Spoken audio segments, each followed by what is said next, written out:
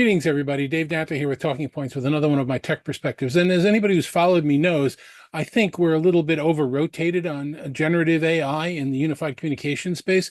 And I've talked about that, and we've had shows about that, we've had discussions about that, and we've had demonstrations about that. And, it's a healthy debate, and it's a great topic for us to be talking about.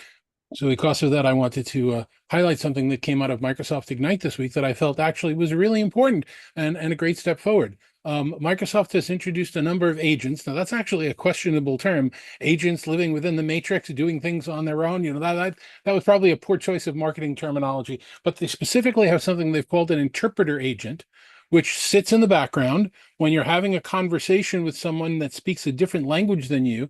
It listens to that person talking, takes a sample of their voice for a few seconds, and then speaks to you in an approximation of their voice in your language while they're talking. So they're talking in one language, and simultaneously you're hearing a simulation of them in another language.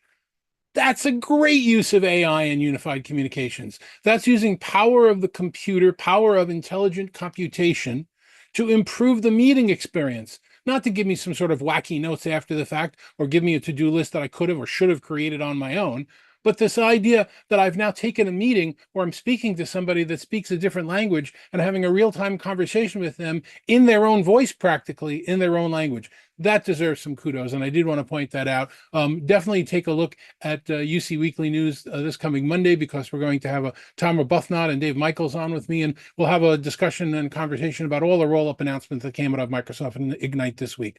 Thanks very much for listening. That is my tech perspective. I'll see you on the next one.